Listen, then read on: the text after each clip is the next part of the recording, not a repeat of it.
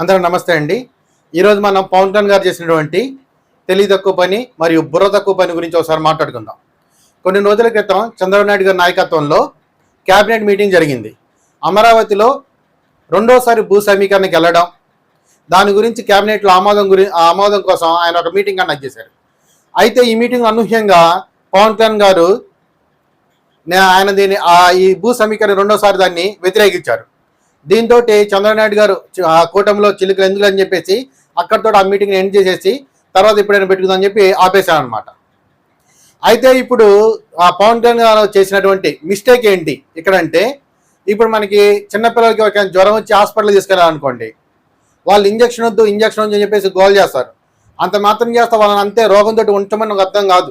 Injection బదులు ఏదన్నా tablet ఇస్తారని చెప్పేసి వాళ్ళ భయం.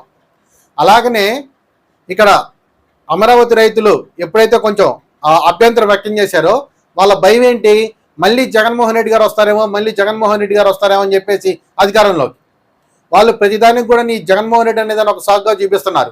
అంటే వాళ్ళని అలా రీజన్లో భయపెట్టారు. వాళ్ళు తప్పు కూడా లేదు. అమరావతి రైతుల మీద ఉద్యమం చేస్తుంటే వాళ్ళ మీద లాఠీ చార్జీలు చేయించడం, మహిళల్ని అవమానించడం, సో వాళ్ళు పాదయాత్రగా వెళ్తుండగా వాళ్ళు అట్లీస్ట్ బాత్రూమ్ కూడా దొరకకుండా చేయడం, చాలా ఇబ్బందులు పెట్టారు. వాళ్ళ పైన ఒక అర్థం ఉంది. అటువంటిప్పుడు నాయకుడైనటువంటి పవన్ కళ్యాణ్ గారు ఏం చేయాలి? జగన్మోహన్ రెడ్డి గారు వచ్చే ప్రసక్తే లేదు, మేము మీ పొత్తు ఇప్పుడల్లా విడిపోదు, మేము అభివృద్ధి గురించే ఈ భూ సమీకరణ చేస్తున్నాం, బాబు గారిని నమ్మండి, ఆల్రెడీ 33,000 ఎకరాలు ఇచ్చారు, అక్కడ చాలా వరకు రోడ్డు పనులు, తర్వాత ఐకానిక్ టవర్స్ పనులు, ఎన్ఆర్టీ టవర్స్ పనులు, ఇలాగా చాలా రకాలైనటువంటి అభివృద్ధి పనులు జరుగుతున్నాయి. ఈ 5 సంవత్సరాలు జగన్మోహన్ రెడ్డి పట్టించుకోలేదు. ఆ తర్వాత ఇక్కడ వచ్చినటువంటి ప్రభుత్వం న్యాయ సమస్యలు పరిష్కరించడానికే ఒక 1 year పట్టింది. ఎందుకంటే జగన్మోహన్ రెడ్డి అధికారంలో ఉన్నప్పుడు ఆ కాంట్రాక్ట్స్ని క్యాన్సిల్ చేయలేదు, అలానే వాళ్ళకి ఇవ్వాల్సిన డబ్బులు కూడా ఇవ్వలేదు, ఎక్కడెక్కడ వదిలేసి అలానే ఉంచేశాడు అనమాట. తన అధికారాన్ని అంతా ఉపయోగించి వాళ్ళని బ్లాక్మెయిల్ చేశాడు, ఎటువంటి చర్యలు తీసుకోకుండా.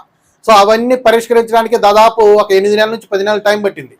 ఇవన్నీ ప్రజలకు అర్థమయ్యేలాగా వివరించి మీకు న్యాయం జరుగుతుంది, నేనున్నాను అని చెప్పేసి ఒక భరోసా ఇచ్చి వాళ్ళలో నమ్మకం కలిగేటట్టు చెయ్యాలి. అది ఒక నాయకుడిగా ఉండాల్సిన లక్షణం. కానీ ఇక్కడ పవన్ కళ్యాణ్ గారు ఏం చేశారు, దాన్ని అడ్డం పెట్టుకొని ఇక్కడ క్యాబినెట్ మీటింగ్లో భూ సమీకరణకి వ్యతిరేకంగా మాట్లాడారు. సో దీంతో ఇప్పుడు ప్రస్తుతానికి అది అలా హాల్ట్ అయి ఉంది.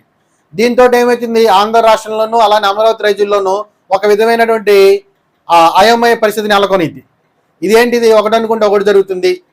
33,000 ఎకరాలు ఇచ్చారు, ఇంకో 40,000 ఎకరాలు చేస్తే రాష్ట్రం అభివృద్ధి చెందింది కదా అని రాష్ట్రంలోని అన్ని ప్రాంతాల ప్రజలు అనుకుంటున్నారు.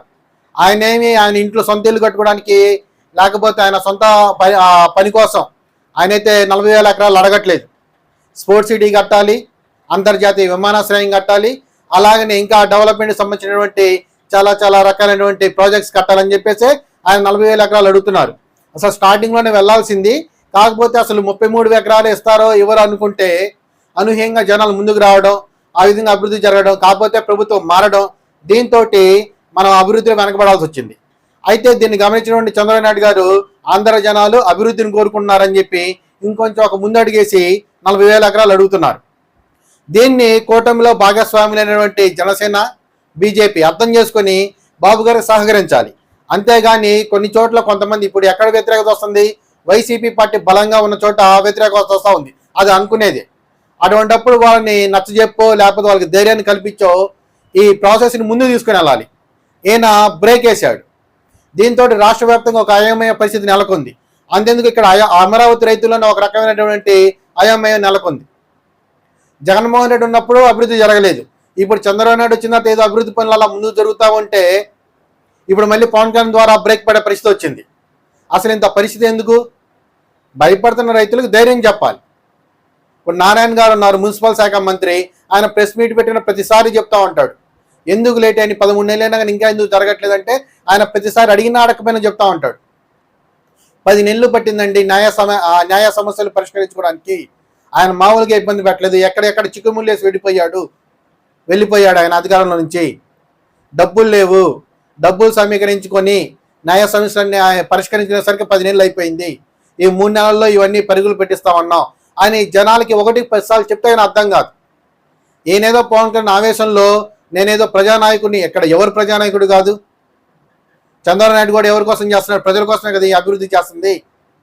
ఆయన 40,000 ఎకరాల్లో ఆయన సొంత ఇల్లు కట్టుకోవడం అనుకోవట్లేదు కదా జగన్మోహన్ రెడ్డి గారు కట్టుకున్నట్టు. సో మిత్రపక్షాలు ఉన్నప్పుడు వాళ్ళ ఆశయాల్ని కూడా అర్థం చేసుకుని ముందుకెళ్ళాలి. అంతేగాని నాకెవరో వినతి పత్రాలు ఇచ్చారు, నాకెవరో 4 కష్టాలు చెప్పుకున్నారని చెప్పి నువ్వు ఒకటేసారి చంద్రబాబు నాయుడు గారికి వ్యతిరేకంగా మాట్లాడితే అది రాష్ట్ర ప్రభుత్వం మీద కూడా తీవ్రమైనటువంటి వ్యతిరేకత చూపిస్తుంది. అలాగనే పవన్ కళ్యాణ్ గారి విధి విధానాలు నచ్చిన వాళ్ళు చాలా మంది కూడా చంద్రబాబు నాయుడు కలిసి చెప్పొచ్చు, బీజేపీ విధి విధానాలు నచ్చిన వాళ్ళు చంద్రబాబు నాయుడు కలిసి చెప్పొచ్చు. ముస్లిమ్స్ యాక్చువల్గా బీజేపీకి వ్యతిరేకంగా ఉంటారు. మరి పవన్ కళ్యాణ్ గారు సనాతన ధర్మం అన్నప్పుడు ముస్లిమ్స్లో కూడా ఒక రకమైన ఇది వచ్చింది. మరి వాళ్ళందరికీ కలిసి చంద్రబాబు నాయుడు కంప్లైంట్ ఇవ్వడం కానీ, ఆయన మళ్ళీ పవన్ కళ్యాణ్ ఏదో ఇది చేయడం కానీ ఇప్పుడు జరగలేదే. కుదిరినంత వరకు పవన్ కళ్యాణ్ గారిని సపోర్ట్ చేసుకుంటూనే వస్తున్నారు. అటువంటిప్పుడు పవన్ కళ్యాణ్ గారు కూడా మరి చంద్రబాబు నాయుడుకి సపోర్ట్ చేయాలి కదా. ఇలా ప్రతిదానికి అడ్డం పెడితే ఏంటి పరిస్థితి? ఈ కూటమి ఎలా ముందుకెళ్ళింది, రాష్ట్రం ఎలా అభివృద్ధి చెందింది? సో ఎప్పుడు కూడా పవన్ కళ్యాణ్ గారు ఇటువంటి బురదొక్కు పని చేయకుండా ఉంటారని చెప్పేసి ఆశిస్తూ థ్యాంక్ యూ వెరీ మచ్. మీ అభిప్రాయం ఏంటనేది కింద కామెంట్ చేయండి. ఈ వీడియో నచ్చితే లైక్ చేసి సబ్స్క్రైబ్ చేయండి. Thank you very much.